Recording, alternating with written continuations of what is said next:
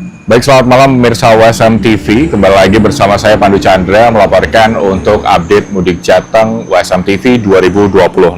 Dan saat ini saya tengah berada di depan gerbang tol Banyumanik Semarang, dan dapat Anda lihat di belakang saya kebijakan one way ini mulai diberlakukan, dan tentu saja kebijakan rekayasa lalu lintas ini ditetapkan atas diskresi dari kepolisian guna mengantisipasi peningkatan volume kendaraan pada arus mudik Idul Fitri 1447 Hijriah atau Lebaran 2026.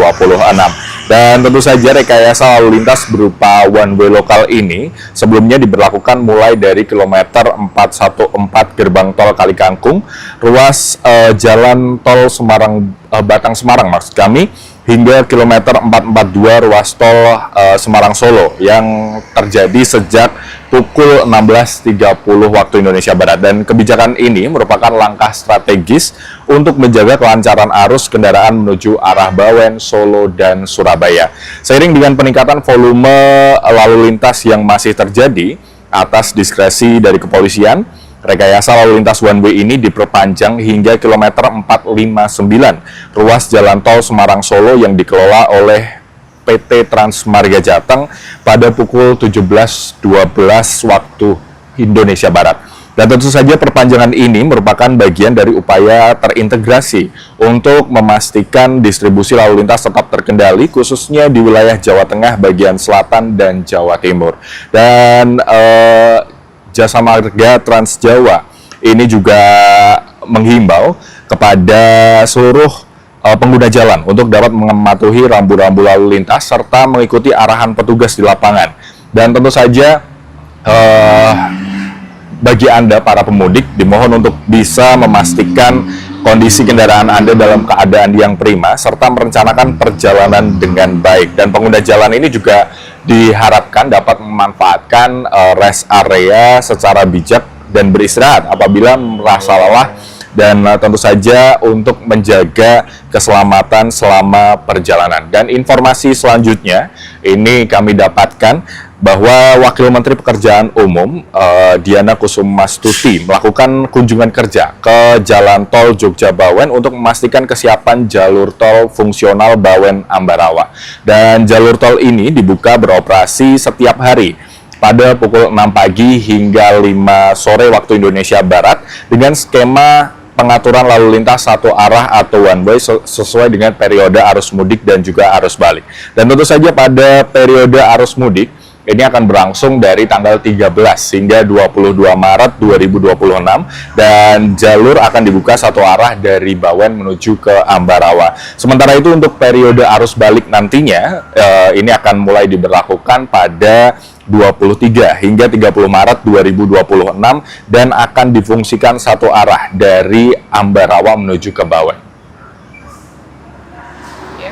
Nah, mudah-mudahan dengan dibuatnya fungsional untuk jalur Bawen Yogyakarta ini akan menambah kelancaran juga, dan kita bisa melihat beberapa hari ini sudah banyak ya kendaraan yang menggunakan jalur fungsional ini, hampir 3.000 ya Pak ya, 3.000 unit kendaraan mobil ya, itu yang melintasi Ambarawa ini. Mudah-mudahan dengan terinformasinya ini ya nanti tahu bahwa ini ada jalur ke Ambarawa. Dan kalau boleh saya sampaikan sebagai informasi, ini hanya dibuka jalur A itu dari sampai dengan tanggal 22 ya Maret ini ya, dari sampai dengan jam 6 sampai jam 5. Nah besok baliknya itu dibuka sampai dengan tanggal 23 sampai dengan tanggal 30 ya di jalur B ya. Mudah-mudahan ini bisa mengurai kemacetan yang di depan pasar. Dan tentu saja pemirsa, jalur fungsional ini hanya dapat dilalui oleh kendaraan golongan 1 non-bis dengan batas kecepatan maksimum 40 km per jam guna menjaga keselamatan para pengguna jalan. Dan tentu saja selain itu, pengoperasionalannya ini akan dilakukan secara situasional berdasarkan dengan diskresi kepolisian, khususnya ketika terjadi peningkatan volume lalu lintas yang terjadi di kawasan gerbang tol Bawen. Ruas Bawen Ambarawa ini sesuai dengan yang diminta ke kita atau diarahkan dari pihak-pihak eksternal terkait, bahwa kita mempersiapkan jalur fungsional Bawen Ambarawa, jalur Ambon untuk arus mudik itu mulai pertanggal 13 Maret. 13 Maret sampai dengan tanggal 22 Maret. Kemudian untuk jalur Bandung itu pertanggal 23 Maret sampai dengan tanggal 30 Maret. Dan semua jalur Ambon sudah siap secara perkerasannya sudah rigid, kemudian rambu juga sudah terpasang, barier juga sudah terpasang. Kemudian pun untuk jalur balik nanti yang akan dipakai tanggal 23 Maret juga sudah siap, perkerasannya sudah siap, kemudian rambunya juga sudah siap, kemudian barier-barier sebagai sarana pengamanan juga sudah siap semuanya. Sedangkan manfaat tentunya di momen arus balik, arus mudik tentunya ada peningkatan lalin. Jadi dari tanggal 13 kami pantau yang mempergunakan Bawen Ambarawa itu kurang lebih di 3.000 kendaraan per hari. Itu adalah 50% dari kendaraan yang keluar dari Bawen. Nah, dari indikasi ini nilai manfaat dari pemakai jalan itu sangat terasa pada saat memanfaatkan, karena pemakai jalan tidak harus melintasi pasar Ambarawa, tidak harus melintasi terminal Bawen yang biasanya merupakan titik-titik kepadatan. Jadi pemakai jalan langsung melintas keluar Ambarawa dan langsung bisa meneruskan perjalanan melalui jalan lingkar Ambarawa. Baik pemirsa, dan dapat kami informasikan bahwa Kementerian PU juga menyiapkan tambahan 10 ruas tol fungsional untuk mendukung kelancaran arus mudik dan arus balik Lebaran 2026. Di antaranya jalur fungsional ini disiapkan sepanjang 855 km dan tentu saja ini terbagi di berbagai tempat. Adapun 10 ruas tol fungsional ini adalah ruas tol Sigli Banda Aceh seksi 1, lalu ada ruas tol Palembang Betung seksi 1, 2, 3, 4, Probolinggo Banyuwangi seksi 1, 2, dan 3, Solo Jogja seksi Prambanan Purwomartani, dan ruas tol Jogja Bawen seksi Ambarawa Bawen yang digunakan untuk membantu kelancaran arus lalu lintas selama arus mudik dan arus balik Lebaran 2026. Dan tentu saja pemirsa, bergeser ke informasi selanjutnya. Dalam menyambut Idul Fitri 1447 Hijriah atau Lebaran 2026, PLN telah menyiapkan 4.769 unit SPKLU yang tersebar di 3.097 lokasi di seluruh Indonesia. Dan dari jumlah tersebut, 1.681 unit SPKLU ini berada di jalur mudik Trans Sumatera, Jawa, dan Bali. Di sepanjang ruas tol Jawa sendiri terdapat 284 SPKLU yang tersebar di 99 lokasi. Berdasarkan kunjungan yang dilakukan oleh Wakil Menteri ESDM Yulio Tanjung dalam kunjungannya ke SPKLU Rest Area 379A mengatakan bahwa berdasarkan data yang ada, tren pemudik yang menggunakan mobil listrik untuk melakukan perjalanan mudiknya ini mengalami peningkatan dari tahun sebelumnya. Di 23.000, itu peningkatannya sekitar 67%. Jadi infrastruktur ini akan kita tingkatkan terusnya ke depan. Yang tadinya ada fast charging itu menjadi ultra fast charging. Jadi dengan peningkatan layanan ini justru waktu tunggu masyarakat itu menjadi lebih singkat dan perjalanan menjadi lebih efisien.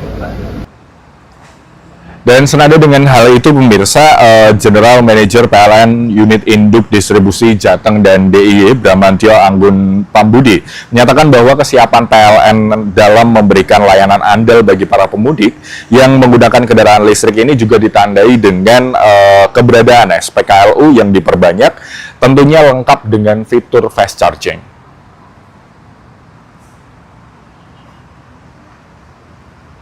Di sisi infrastruktur yang tadinya 1.000 menjadi 1.800, artinya apa?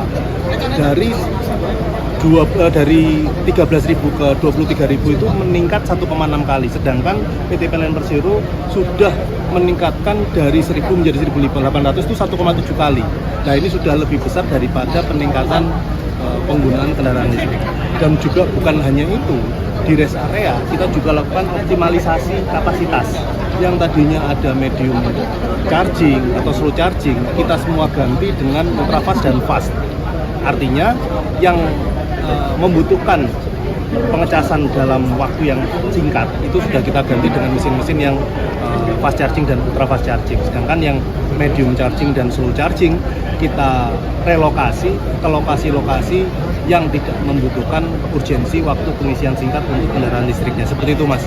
Itu adalah kesiapan dari PT PLN Persero sendiri terkait dengan Ramadan dan Idul Fitri 1447 Hijriah. Harapannya memang pemudik yang menggunakan electric vehicle, kendaraan listrik bisa merasakan kenyamanan, bisa merasakan kemudahan, dan juga bisa berkumpul dengan keluarga tercinta dalam merayakan Lebaran di tahun 2026. Dan bagi Anda pemirsa yang akan melakukan perjalanan mudik menggunakan kendaraan listrik, PLN melalui aplikasi PLN Mobile, ini dapat menjadi teman perjalanan Anda untuk menentukan titik-titik lokasi SPKLU yang dapat Anda jadikan sebagai tempat untuk mengisi baterai kendaraan listrik Anda sekaligus beristirahat. Persero sendiri sudah dilengkapi dengan aplikasi Super App PLN Mobile, di mana di PLN Mobile tersebut ada dua fitur yang bisa Mas gunakan atau masyarakat gunakan. Yang pertama adanya trip planner. Ketika dimasukkan titik awal dan titik tujuan, maka di PLN Mobile langsung mengidentifikasi mana-mana saja adanya SPKLU sehingga tidak terjadi antrian. Pun jika terjadi antrian di salah satu titik, di PLN Mobile juga sudah dilengkapi dengan fitur antri EV. Jadi begitu ada antrian, dimasukkan tahu bahwa pengguna tersebut masuk ke antrian yang berapa. Ini juga merupakan salah satu langkah PT PLN Persero dalam menjamin kenyamanan, kemudahan dari pemudik yang menggunakan fasilitas SPKLU di PT PLN Persero. Baik, dan tentu saja pemirsa, salah satu pemudik yang kami temui ini Irawati yang merupakan pemudik asal Jakarta. Ini juga mengaku menaruh atensi positif atas kehadiran SPKLU yang disediakan oleh PLN. Pihaknya menyatakan bahwa perjalanan mudik dengan menggunakan mobil listrik ini menjadi lebih murah dibanding dengan menggunakan bensin. Saya titik dari Jakarta Pusat. Terus kemudian semalam saya minum di Tegal dan pengisian baru sekali. Kebetulan saya dapat 180 kWh. Cukup singkat lah, 32 menit. Terus kemudian kita bermalam di Tegal. Nah, dari Tegal saya mau menuju ke Klaten. Dari Klaten mungkin saya ke Malang lewat Magetan. Dari sana saya istirahat semalam, baru saya tur ke Banyuwangi. Mau coba tol yang baru. Jadi saya baru coba 2 kali. Lebih hemat ya Bu pakai mobil listrik ya Bu? Ya pasti. Sekarang pengisian 133. Kalau naik pakai bensin atau solar, itu kita ngisinya bisa PP Jakarta itu bisa 2 juta, 4 juta. Ya, itu 2 sama Jakarta, Banyuwangi. Dan sekali lagi bagi Anda yang pergi bermudik menggunakan kendaraan listrik, sekali lagi dapat kami sampaikan agar Anda dapat mengupdate informasi-informasi terkini keberadaan SPKLU yang disediakan oleh PLN melalui PLN Mobile. Dan bergeser ke informasi selanjutnya pemirsa, ratusan pemudik gratis Lebaran asal Grobogan Jawa Tengah tiba di kampung halaman. Dan tentu saja pemudik ini disambut oleh Bupati dan juga pejabat daerah. Pemudik ini merasa terbantu dengan adanya program mudik gratis dari pemerintah lantaran bisa menghemat biaya mudik Lebaran karena harga tiket armada bis ini mencapai Rp500.000.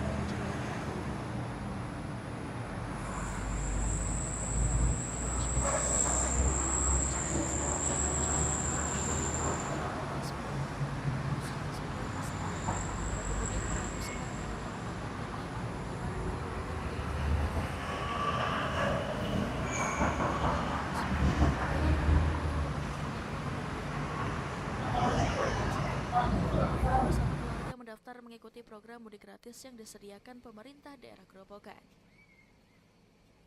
Perjalanan lancar, nggak ada kendala apapun, terus semuanya berjalan lancar. Ke perjalanan sekitar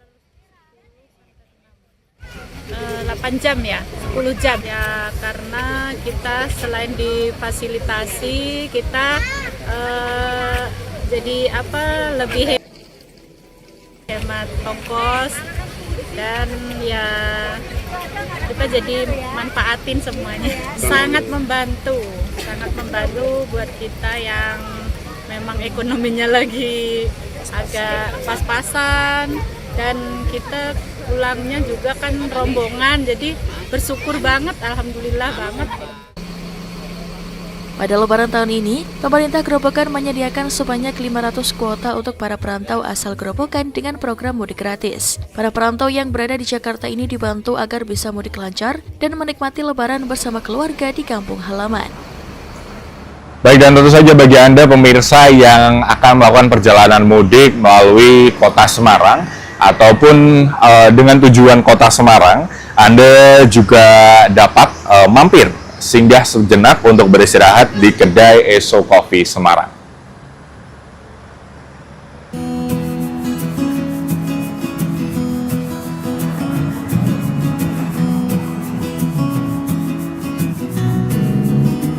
Baik pemirsa USM TV, tentu saja bagi Anda ini di belakang saya adalah Tanjakan Gombel Kota Semarang. Dan mungkin bagi Anda yang memutuskan untuk pergi mudik di tahun 2026, Anda dapat memanfaatkan layanan rest area yang terdapat di sepanjang jalan protokol Kota Semarang. Salah satunya ada di Tanjakan Gombel ini, di mana akan menuju ke arah Solo, Jogja. Dan saat ini Anda dapat memanfaatkan salah satu pemberhentian rest area juga yang dapat Anda manfaatkan di sekitar Nasmoko Gombel. Tepatnya ada satu kedai kopi yang akan kita cobain. Ikutin keseruannya.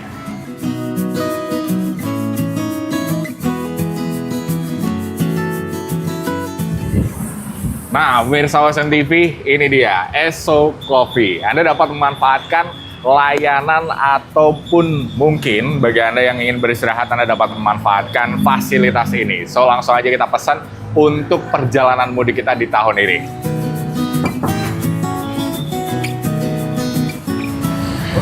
Mau pesan apa? Mau pesan kopi satu yang bisa ditekan. Oke. Tunggu dulu ya, Kak.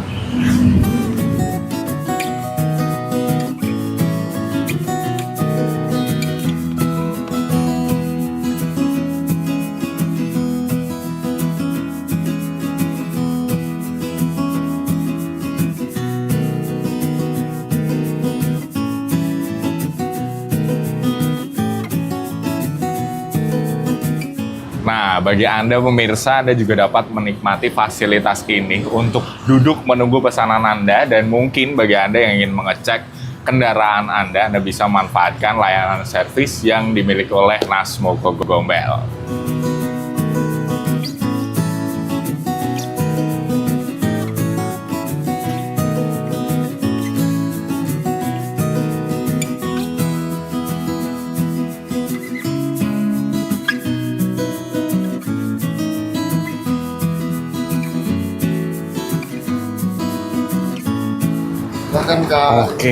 Oke, siap. Wah, ini mantep banget nih. Oke, thank you Mas. Oke, nah ini pemirsa, teman perjalanan asik saya di Mudik 2026. So, ayo kita lanjutin perjalanan kita bareng Eso.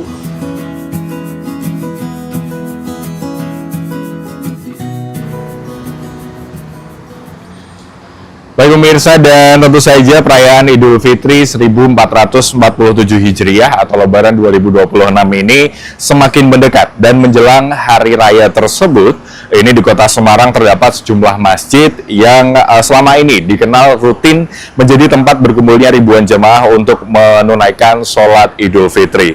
Dan salah satunya ada di Masjid Agung Jawa Tengah dengan memiliki kapasitas yang besar, akses yang mudah dijangkau, serta memiliki nilai historis yang kuat. Dan tentu saja menutup perjumpaan kita di update Mudik Jateng USM TV 2026, saya Pandu Chandra dan seluruh kru yang bertugas pamit undur diri. Akhir kata, selamat Idul Fitri selamat Idul Fitri 1447 Hijriah. Mohon maaf lahir dan batin.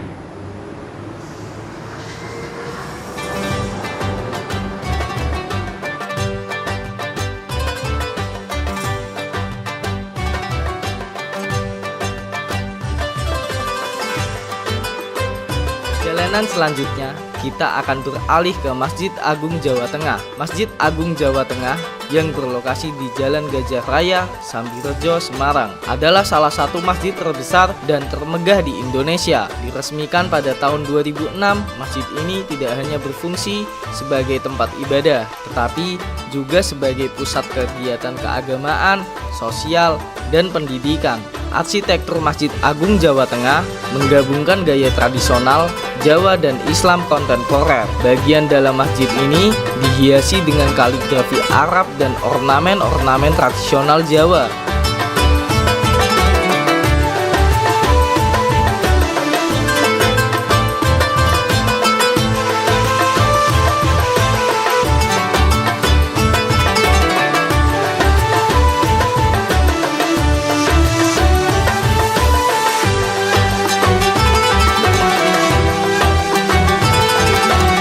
Pilar-pilar tersebut secara arsitektur mirip dengan Kolosium Athena Romawi. Yang menjadi perbedaannya adalah pilar-pilar tersebut dihiasi dengan kaligrafi yang sangat indah dan melambangkan 25 nabi dan rasul.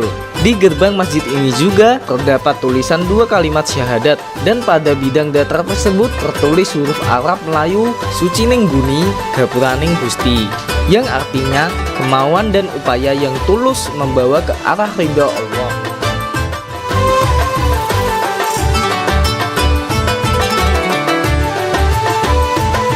Kemudian pada 14 November 2006, Presiden Republik Indonesia yaitu Susilo Bambang Yudhoyono meresmikan Masjid Agung Jawa Tengah ini, meski peresmiannya baru dilakukan pada hari tersebut. Tapi masjid ini sudah mulai beroperasi jauh sebelum tanggal tersebut, tepatnya sejak 2004.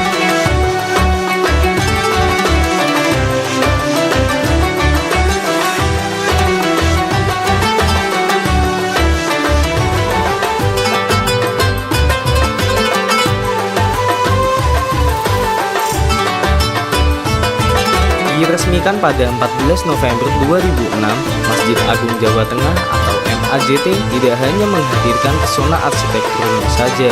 Di depan masjid itu ada sebuah menara pencakar langit yang menjulang amat tinggi. Dengan tinggi mencapai 99 meter, menara itu diberi nama Menara Asmaul Husna. Di dalam menara itulah terdapat sebuah museum yang mengoleksi benda-benda peninggalan yang menjadi saksi bisu perkembangan Islam di Jawa Tengah. Museum Perkembangan Islam Jawa Tengah berisi koleksi berbagai jenis peninggalan Islam yang tersebar di berbagai daerah di Jawa Tengah. Selain sebagai tempat wisata, keberadaannya juga dimaksudkan untuk menyelamatkan benda-benda peninggalan sejarah yang mulai termakan usia. Karena itu, hadirlah museum ini. Berada di kompleks halaman MAJT, keberadaan museum ini menjadi magnet tersendiri bagi warga yang tinggal di Semarang dan di sekitarnya.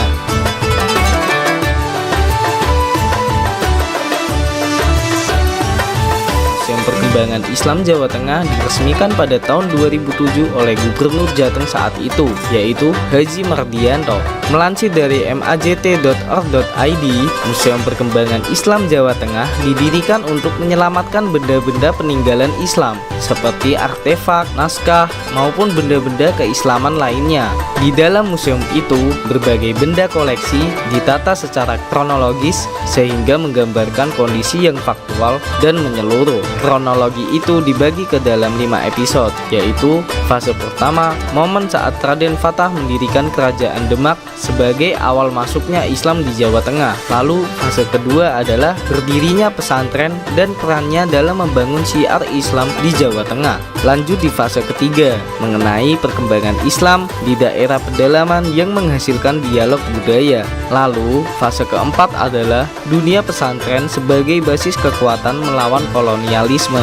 Fase terakhir atau fase kelima adalah partisipasi Islam dalam memajukan peradaban global.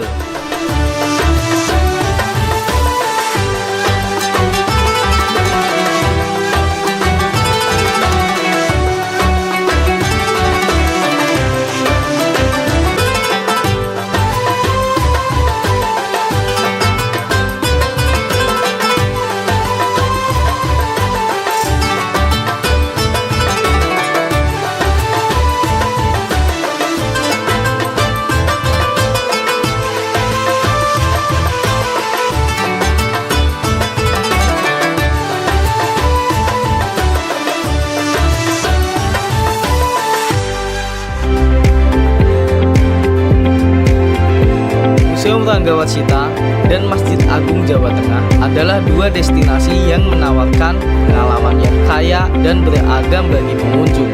Museum Pragawasita dan Masjid Agung Jawa Tengah adalah dua destinasi yang menawarkan pengalaman yang kaya dan beragam bagi pengunjung. Museum Pragawasita memberikan pelajaran yang berharga tentang sejarah dan budaya Jawa Tengah, sementara Masjid Agung Jawa Tengah menawarkan kedamaian spiritual dan keindahan arsitektur. Mengunjungi kedua tempat ini tidak hanya memperkaya pengetahuan, tetapi juga memperdalam rasa cinta dan kebanggaan terhadap warisan budaya dan agama di Jawa Tengah.